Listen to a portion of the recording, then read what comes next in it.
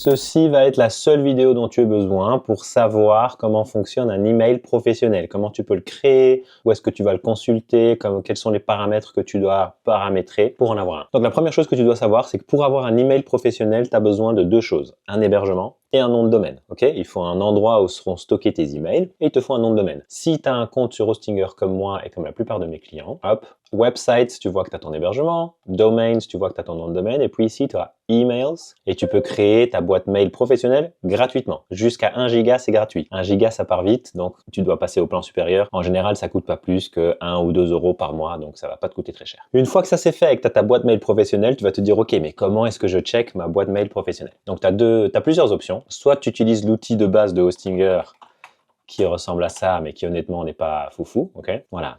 L'expérience utilisateur, l'interface n'est pas incroyable. Ce que tu peux faire, c'est soit tu le connectes gratuitement à ta boîte Gmail ou Outlook, soit tu achètes un compte Google Workspace ou Microsoft 365. Ça te coûte entre 6 et 12 euros par mois, mais tu as plus d'options. Si tu achètes Google Workspace, tu as un Google Drive qui va avec je sais plus combien de gigas de stockage, tu peux faire des Google Meet plus longtemps, tu peux avoir des dossiers partagés avec le reste de ton équipe si tu as plusieurs mails professionnels, etc. etc.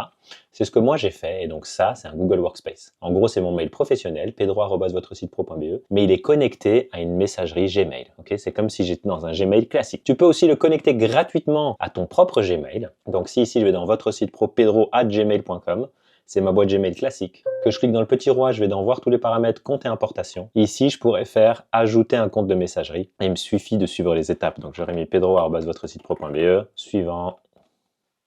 C'est bien le pop. Ici, il faut mettre pop.hostinger.com, tu mets ton email, ton mot de passe, tu choisis le port 995, tout ça, toutes les instructions pour faire ça sont sur le site de Hostinger. Et puis une fois que c'est fait, tu peux consulter gratuitement ta messagerie sur ton compte Gmail, mais avec un petit libellé ici où il y aurait écrit pedro@votresitepro.be. Le seul inconvénient de la version gratuite, c'est qu'il ne va pas aller chercher des mails toutes les minutes. Ça se fait, je pense, une fois par heure. C'est-à-dire que quelqu'un qui t'envoie un email il y a 55 minutes, tu vas le recevoir que dans 5 minutes, parce que tu dois attendre 1 heure. Voilà, c'est le seul désavantage, mais sinon c'est gratuit. Donc selon ton budget, tu choisis l'option que tu veux. Dis-moi si tu as des questions, à bientôt.